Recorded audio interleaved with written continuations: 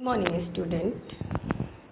Now we are going to start new chapter data file handling.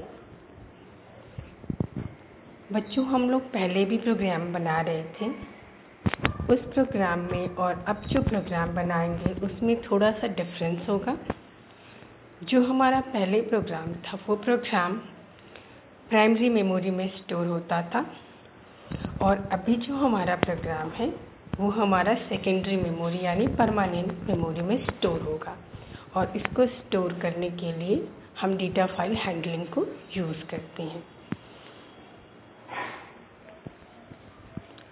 Next हम देखेंगे some facts about data file handling.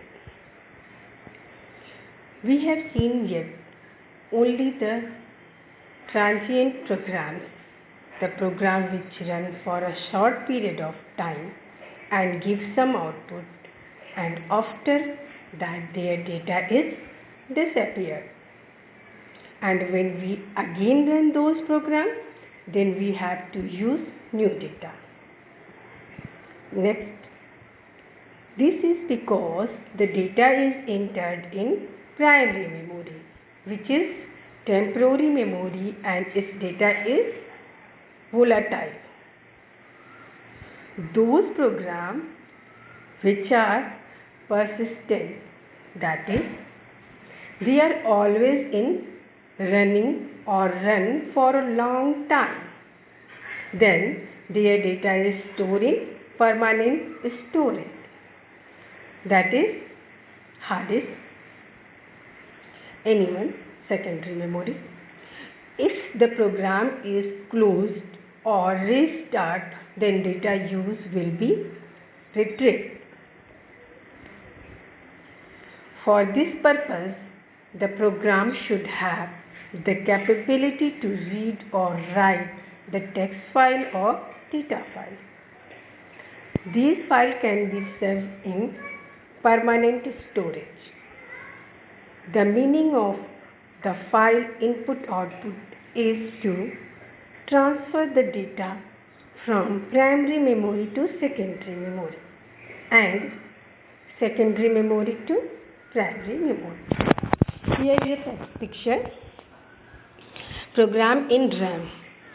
First you can write program, then it is saved in the RAM. And use the data file handling. This program is saved into the secondary memory, that is the hard disk.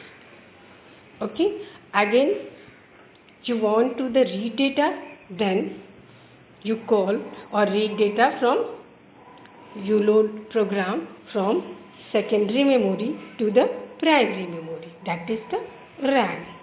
Secondary memory to the primary memory, and perform the process reading, writing and other the process.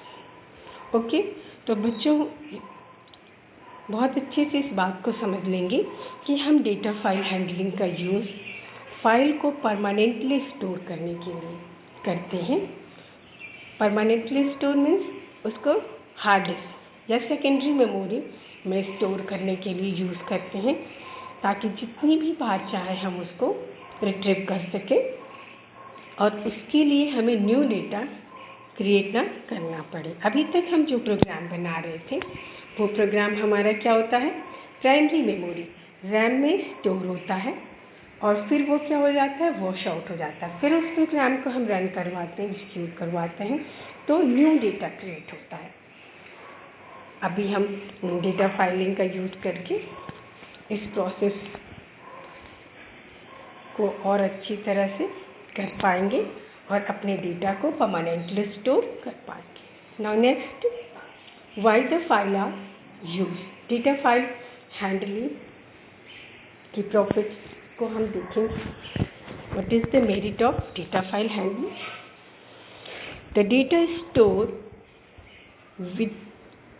within a file is known as persistent data because this data is permanently stored in the system. जैसा हमने पहले ही बोला था. Now next, Python provide reading and writing capability of data file. Reading and writing capability. File को हम open करेंगे, file को हम रीड कर सकते हैं और फाइल को राइट कर सकते हैं, दोनों ही प्रोसेस कर सकते हैं हम। We save the data in file for further use. As you save your data in file using Word, Excel, etc., something we can do with Python. आप लोग तो वर्ड एक्सेल किया ही होगा, उसमें अपनी फाइल को सेव करते थे और जब भी चाहे उसको हम यूज़ कर पाते थे। सेम प्रोसेस हम पाइथन में करेंगे with the help of data file handling. As you save your data in file using Word, Excel, etc., same thing we have to do with Python. A file is a collection of characters in which we can perform reading and writing functions, and also we can save it in secondary storage. Here, look here, this is the Python program. Write to a file, external storage, that is the external storage. File save in the external storage and read the file again, then load the file. File load the primary memory. This is the process of data file handling.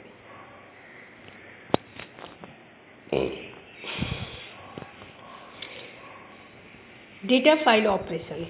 Following main operations can be done on files. First, opening of file. Second, performing operation read, write. File को हम read करते हैं, right करते हैं। That means read करने का means है कि फाइल में कितने कैरेक्टर्स हैं, कितने वर्ड्स हैं, how many words, how many lines etcetera, या उसमें स्पेस कितने हैं, कितने न्यूमेरिक कैरेक्टर हैं, अल्फ़ा न्यूमेरिक कैरेक्टर हैं, इस टाइप के, या कितने स्पेशल सिंबल्स हैं। ये सब चीज़ें हम रीड कर सकते हैं। पूरी फाइल को हम किसी तरह से भी रीड करना चाहें, किसी भी प्रोसेस के through, that is the reading process. Writing means हम नई फाइल क्रिएट करना। नई फाइल क्रिएट करते हैं और उसको सेकेंडरी मेमोरी में स्टोर करते हैं, सेव करते हैं। ये प्रोसेस हमारी क्या है? राइटिंग। तो फर्स्ट हम फाइल को ओपन करेंगे, देन परफॉर्म ऑपरेशन रीडिंग और write the operation, then closing the file. Okay, here first you can open, then process and lastly close. Closing is the important process. File को close करना ज़रूरी है। Besides above operation, there are some more operation can be done on the file.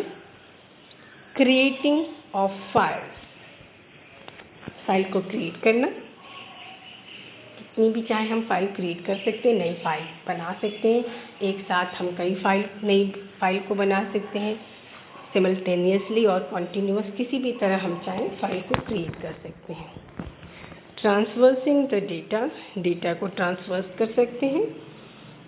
Appending data into a file, inserting data into a file, दोनों का ही एक ही काम है कि हम कोई भी पहले प्री एग्जिस्टिंग फाइल में नया डेटा स्टोर करना, यानी जो हमारी फाइल पहले से ही बनी है उसमें कुछ और डेटा को ऐड करना। और इसके लिए हम अपेंडिंग और inserting data into a file का यूज़ करेंगे। दोनों के डिफरेंस यूज़ हैं। एक में क्या होता है कि डेटा लास्ट में ऐड होता है और एक में डेटा कहीं भी बीच में कहीं भी इंसर्ट हो जाता है। Now next, deleting data from file, copy of file, पूरी फाइल की ही एक नई कॉपी क्रिएट कर सकते हैं हम। Updating data into a file, कोई भी डेटा को जो कि एडिट करना हो चेंज कर सकते हैं, मॉडिफाई कर सकते हैं। That is the updating data into a file. ये सारी प्रोसेस हम कर सकते हैं बच्चों, तो बहुत ध्यान से फिर से एक बार देख लेंगे। Creating of file, transferring of data, appending data into a file, insert data into file, deleting data from file, copying of file or updating data into a file. Now next, file types. File are of two types. First is the text file. Two types की files होती है, text files and binary files. दोनों को ही अच्छी तरह से देखेंगे। First is the text file. A text file is a sequence of line and a line is the sequence of characters. And this file is saved in a permanent storage device. Although in Python, default character coding is ASCII, but by using constant U, this can be converted into Unicode. In text file, each line terminated with a special character which is क्या है? EOL. That is the end of line. These are in human readable form and these can be created using any text editor. Okay बच्चों, तो this is the important feature EOL. The line end with the EOL. This is the line terminator. जैसे हमारे English में हम लोग लिखते हैं तो फुल स्टॉप होता है, that is the line terminator. यहाँ पे टेक्स्ट फाइल का लाइन टर्मिनेटर क्या होता है? EOL, end of line. और ये एक स्पेशल फीचर है जो हमें बाइनरी और टेक्स्ट फाइल को एक दूसरे से डिफरेंस में हम लिख सकते हैं। Now next is the binary file. Binary files are used to store binary data such as image, video, audio, etc. Generally, numbers are stored in binary file. In binary file, there is no delimiter to end the line. Text file में क्या था? end of line delimiter use कर रहे थे, यहाँ पे नहीं use करते हैं। In binary file, there is no delimiter to end a line, since they are directly in the form of binary. Hence, there is no need to translate them. That's why these files are easy and fast in working. बच्चों, binary और text file के difference को हम अच्छे से थोड़ा सा देख लेंगे। टेक्स्ट फाइल में जो डेटा होता है वो कैरेक्टर के फॉर्म में स्टोर होता है, यानी एक सीक्वेंस में line by line data store होता है। जबकि बाइनरी फाइल में क्या होता है? हमारा डेटा 0 और 1 के फॉर्म में हम लोग जानते हैं, यानी न्यूमेरिक फॉर्म में स्टोर होता है। टेक्स्ट फाइल में हम सिर्फ टेक्स्ट को स्टोर कर सकते हैं, जबकि बाइनरी फाइल में हम इमेज, वीडियो, ऑडियो सभी चीज़ों को यूज़ कर सकते हैं।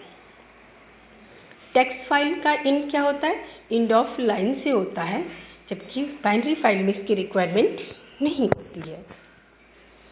टेक्स्ट फाइल को हमें ट्रांसलेट करना पड़ता है, एक बार क्रिएट करने के बाद उसको रन करवाने के लिए हमें ट्रांसलेट करना पड़ता है, जबकि बाइनरी फाइल को हमें ट्रांसलेट करने की ज़रूरत नहीं होती है। इसलिए हमारा बाइनरी फाइल क्या होता है? Easy and fast in working. इसके कंपेरिजन में टेक्स्ट फाइल क्या होता है? हमारा स्लो होता है। ओके, तो ये सारे फीचर्स हम याद करेंगे। टेक्स्ट फाइल और बाइनरी फाइल में डिफरेंस भी पूछे जाते हैं, तो आप इसको अच्छी तरह से देख लेंगे। तो आज हम देखेंगे कि हम क्यों डेटा फाइल हैंडलिंग यूज़ करते हैं, उसके प्रॉफिट्स क्या हैं, डेटा फाइल हैंडलिंग में हम क्या क्या ऑपरेशंस कर सकते हैं, और फाइल कितने टाइप्स की होती है। ये सभी चीज़ें बहुत केयरफुली आप देख लेंगे। फिर नेक्स्ट डे हम लोग देखेंगे ओपनिंग एंड क्लोजिंग फाइल। तो हम कोडिंग लिखना सीखेंगे कि फाइल को ओपन करने के लिए और फाइल को क्लोज करने के लिए क्या कोड यूज़ करते हैं और कैसे फाइल ओपन होती है, ध्यान से देख लेंगे। और बच्चों, ध्यान देंगे कि इस चैप्टर से ज़्यादा ही क्वेश्चन आता है आपको, मतलब 6 और 8 मार्क्स के क्वेश्चंस आते हैं, और वो क्या होती है? कोडिंग ही लिखनी होती है। जैसे कि कोडिंग लिखने का मतलब है चेक करना कि how many types of space is occur in the text, या how many numbers in a text file और बाइनरी फाइल, इस टाइप की। या फिर काउंट करना होता है कि दिस वर्ड या दी टू कितनी बार फाइल में आया है। इस तरह के क्वेश्चंस होते हैं। या फिर अपेंड करने को, फाइल में किसी भी रिकॉर्ड को ऐड करना, डिलीट करना या अपेंड करना, इस टाइप के प्रोसेस, इंसर्ट करना, इस टाइप के प्रोसेस आते हैं। और एक 1 मार्क्स का एक क्वेश्चन आता है जो कोडिंग दिया होगा, उसमें पूछता है कि एक आउटपुट, क्या आउटपुट होगा। बहुत सिंपल सा क्वेश्चंस होते हैं। तो इन सब चीज़ों को आप अच्छे से देख लेंगे ताकि हम ये सारी प्रोग्राम्स कर सकें, और कोई भी प्रॉब्लम हो तो आप उससे डिस्कस कर सकते हैं।